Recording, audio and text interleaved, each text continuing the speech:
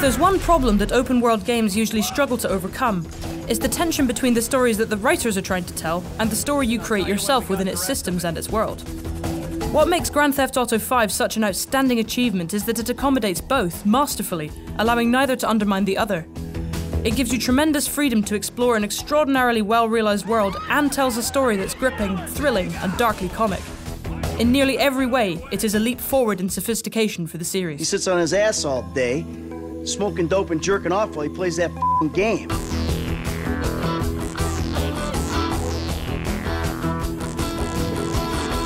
GTA V is also an intelligent and sharp-tongued contemporary satire, taking aim at post-economic crisis America and relentlessly ripping into its materialism, superficiality, corruption, and hypocrisy. They're shooting porno here. They shoot porno all over town. Mom rented our house to them last summer.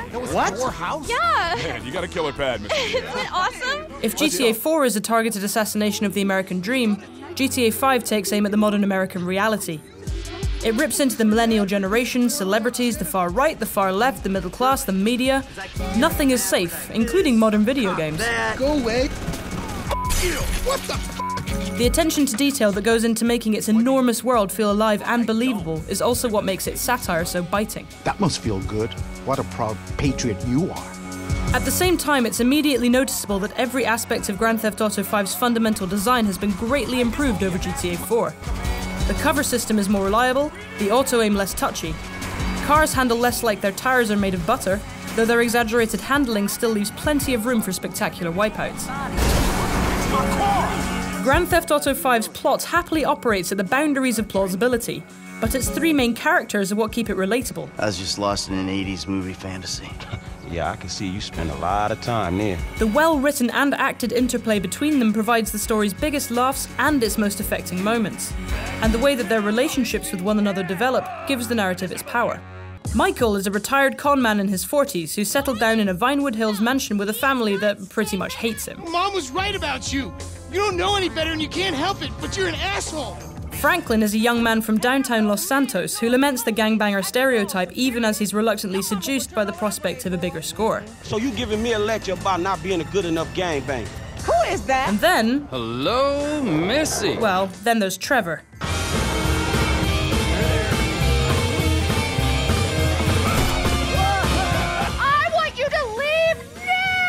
Look, this is all I've got, all right? I had a tough upbringing. My daddy was not nice to me. Oh, hey there, Trevor. Trevor feels like a bit of a get-out-of-jail-free card for Rockstar, providing an outlet for all the preposterous antics and murderous behaviour. I found his violent insanity a little overblown and tiresome at first, but then his over-the-top missions become some of Grand Theft Auto V's highlights. Importantly, switching between the characters is a brilliant way of accommodating both serious storytelling and wanton mayhem. That alleviates some of the narrative inconsistency that troubled Grand Theft Auto IV. It's effective.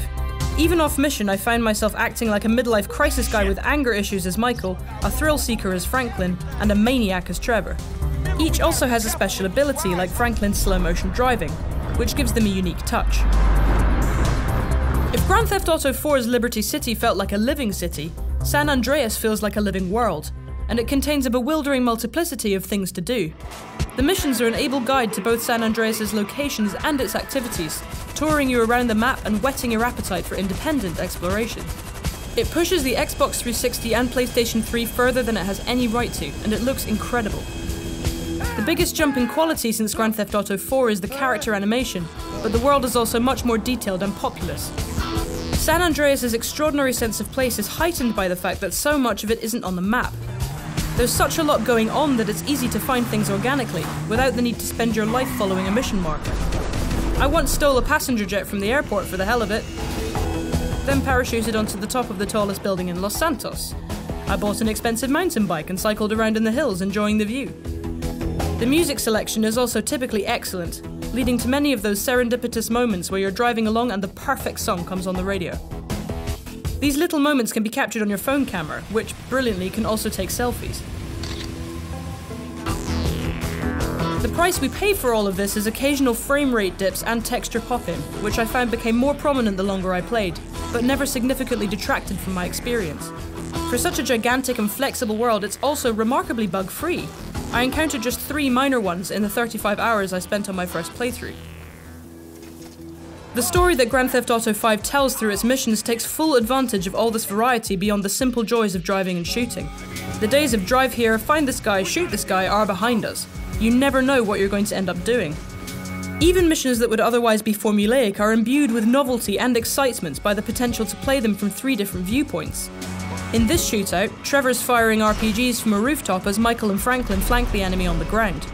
And at long last, Rockstar has finally slain one of GTA's most persistent demons, mission checkpointing, ensuring that you'll never have to do a long, tedious drive 6 times if you repeatedly fail a mission ever again. It's the heists, multi-stage, huge-scale events that serve as the story's climactic peaks that show Grand Theft Auto V at its most ambitious and accomplished.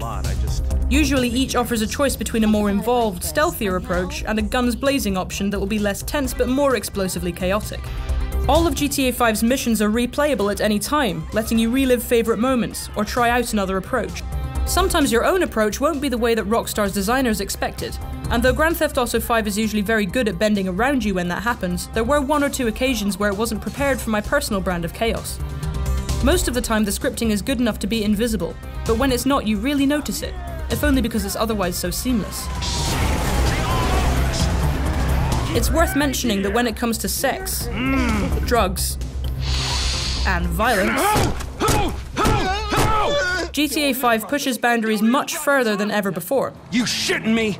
No. If the morality police were worried about hot coffee, there's a lot here that will provoke moral hysteria. Hey, Trevor, are we still gonna cook that batch? Yeah! It's deliciously subversive and firmly tongue-in-cheek. But once or twice it pushes the boundaries of taste too. There's one particular scene, a torture scene in which you have no choice but to participate, that I found so troubling I had difficulty playing it. Even couched in obvious criticism of the US government's recourse to torture post 9/11, it's a shocking moment that will attract justified controversy. Some other stuff, like the ever-present prostitution and extensive strip club minigames, feel like it's just there because it can be, rather than because it has anything to say. But there's nothing in San Andreas that doesn't serve Rockstar's purpose in creating an exaggerated projection of America that's suffused with crime, violence, and sleaze. Grand Theft Auto V is not only a preposterously enjoyable video game, but also an intelligent, wickedly comic, and bitingly relevant commentary on contemporary America.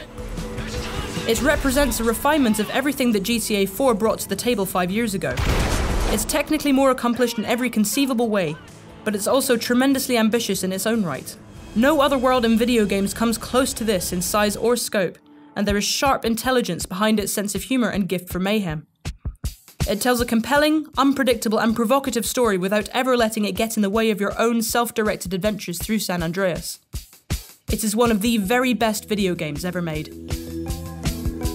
For more on Grand Theft Auto V, including the upcoming Grand Theft Auto Online multiplayer mode, stick with us on IGN.